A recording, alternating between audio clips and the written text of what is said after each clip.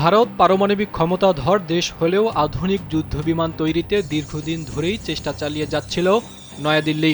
সেই চেষ্টায় দেশটি সফলও হয়েছিল। দীর্ঘ সময় ধরে গবেষণার মাধ্যমে ভারতের হিন্দুস্তান অ্যারোনটিক্স লিমিটেড হাল তেজাস নামের একটি যুদ্ধবিমান তৈরি করে।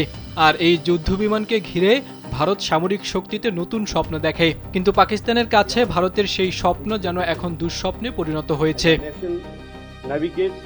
স্যান্ডেলিনা সো রূপচর্চায় আভিজাত্য। গেল বছরের মে মাসে পাকিস্তানের সঙ্গে যুদ্ধে জড়িয়ে একে একে 5টি যুদ্ধবিমান হারায় নয়াদিল্লি। ফলে কাশ্মীরের পেহেলগামে হামলাকে কেন্দ্র করে পাকিস্তানকে দায়ী করে যেভাবে হুঙ্কার ছাড়ে ভারত, তা যেন মুহূর্তের মধ্যেই চুপসে যায়। এছাড়া গেল বছরের নভেম্বরে দুবাই এয়ার শোতে ভারত তাদের যুদ্ধবিমানের প্রদর্শনী করতে গিয়ে যেন আরও বেশি মর্যাদা হারানোর মধ্যে পড়ে যায়।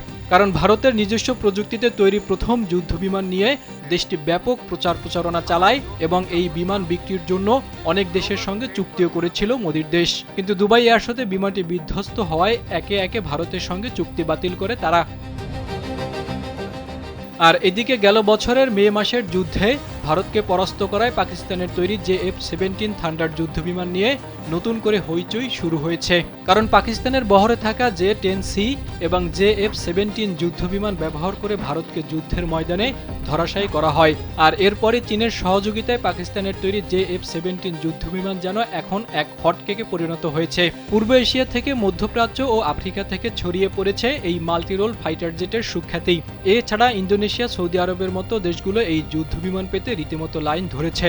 অন্যদিকে পাকিস্তান বাদেও JF-17 থান্ডার যুদ্ধবিমানটি আরও 3টি দেশ ব্যবহার করছে। আজারবাইজান ইতোমধ্যে 40টি বিমান অর্ডার করেছে, যার মধ্যে 5টি ডেলিভারি দেওয়া হয়েছে। এছাড়া মিয়ানমারের অর্ডার করা 16টি বিমানের মধ্যে 13টির ডেলিভারি দেওয়া হয়েছে। নাইজেরিয়ার বিমান বাহিনীও 3টি বিমানের ডেলিভারি পেয়েছে।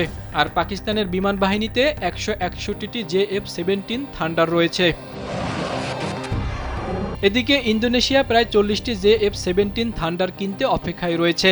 এছাড়া লিবিয়া 16টি বিমানের অর্ডার দিয়ে রেখেছে। পাশাপাশি মধ্যপ্রাচ্যের অন্যতম অর্থনৈতিক ক্ষমতাধর সৌদি আরবও পাকিস্তানকে দেওয়া ঋণের বিনিময়ে এই যুদ্ধবিমান নিজেদের বহরে যোগ করতে চাইছে।